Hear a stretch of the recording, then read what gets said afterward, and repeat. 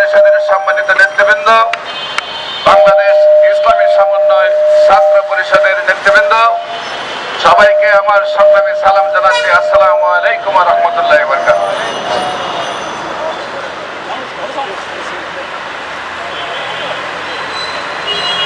প্রথমে ধন্যবাদ জানাচ্ছি বাংলাদেশ ইসলামী সমন্বয় পরিষদের নেতৃবৃন্দকে, আজকে এমন একটি মুহূর্তে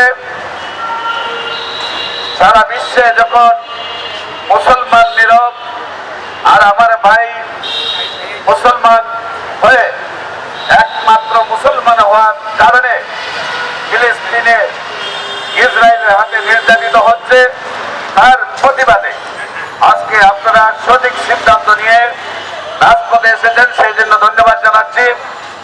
সাথে সাথে সর্বপ্রথমেই আমি আমাদের সরকার, বর্তমান মাননীয় সরকার বাহাদুরকে অনুরোধ করব, আপনি ইতিমধ্যে ইসরায়েলের বিপক্ষে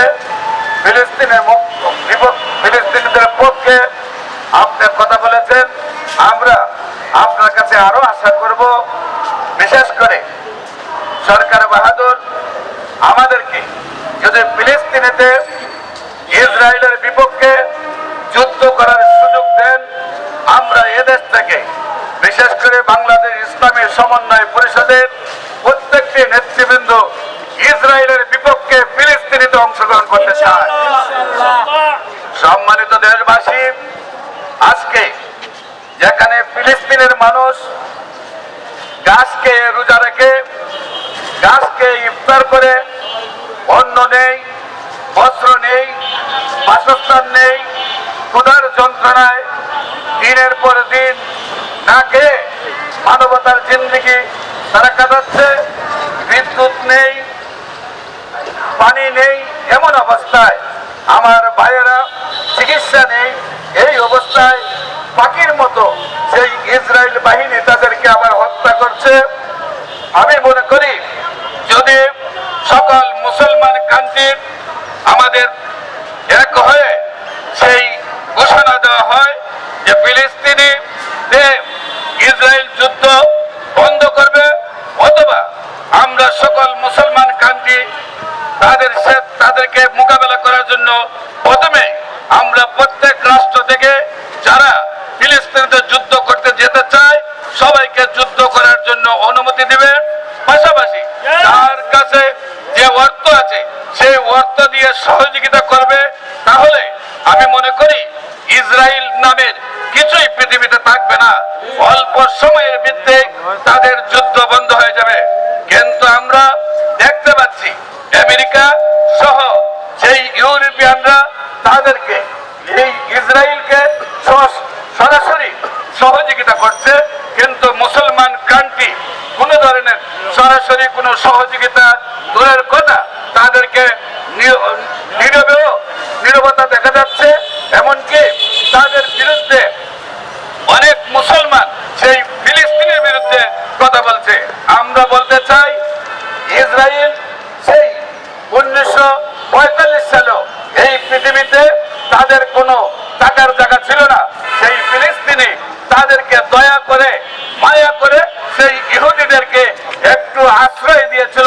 আজকে সেই আশ্রয় থেকে তারা দখলদার, সেই দখলদার হয়েও তারা ক্ষিপ্ত, তারা থেমে নেই। তারা এখন চাচ্ছে ফিলিস্তিনের ভাইদেরকে দেশ থেকে বিতাড়িত করে তারা সারা দেশ দখল করতে। সেটা কেমন মানবতা যে আমার মনে হয় পৃথিবীর জন্মের পর থেকে এমনি ভাবে মানবতার লঙ্ঘন আর হয় নাই।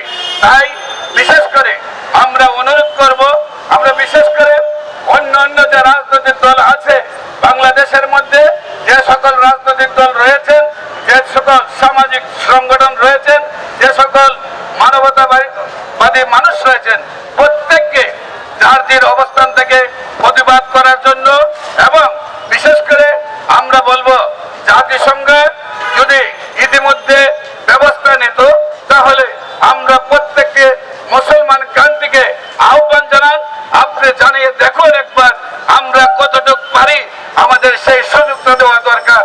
বিশেষ করে আমরা বলবো এই বছরে যদি ফিলিস্তিনে যুদ্ধ বন্ধ না হয় তাহলে আমরা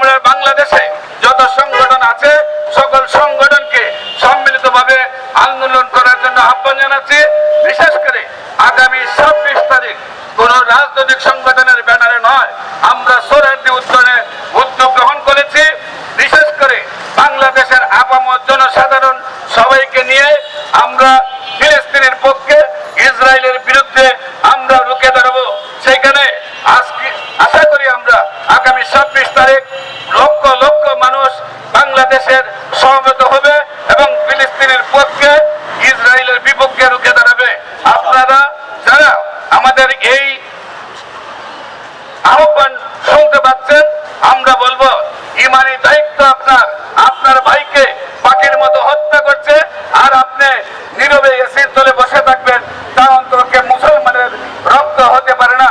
আজকে কয়েক লক্ষ ফিলিস্তিনের কাছে, ইসরায়েলের কাছে আমরা পৃথিবীর 600 কোটি মানুষ জিম্মি হয়ে গেছি। আমরা মনে করি যদি ইসরায়েল আপনার ফিলিস্তিনের প্রতি তাকায়, যাদের অন্য বস্ত্র বাসস্থান কিছুই নাই, পাখির মতো গুলি করে মারছে, তারপরও কিন্তু তারা তাদের মেরুদণ্ড সোজা করে তারা প্রতিবাদ করে যাচ্ছে। একদিকে মরছে, অন্যদিকে ফিলিস্তিনি ইসরায়েলের বিপক্ষে তাদের কর্মসূচি চালিয়ে যাচ্ছে। আমরা যদি এই ভাইদের কাছ থেকে শিক্ষা না নেই, আজকে 150 কোটি মুসলমান আমরা যদি দ্রুত বেড়াই, তাহলে ইসরায়েল পৃথিবী থেকে বিদায় নেওয়ার কথা। বিশেষ করে আমাদের বক্তব্য যারা শুনছেন তাদের সবাইকে ইসরায়েলের পণ্য আমরা বয়কট করার জন্য আহ্বান জানাবো। আর ইসরায়েলের পণ্য বয়কট। বিশেষ করে বাংলাদেশ ইসলামী সমন্বয় পরিষদের নেতৃবৃন্দ, বাংলাদেশ ইসলামী সমন্বয় যুব পরিষদের নেতৃবৃন্দ, বাংলাদেশ ইসলামী সমন্বয় সাংবাদিক পরিষদের নেতৃবৃন্দ, বাংলাদেশ ইসলামী সমন্বয়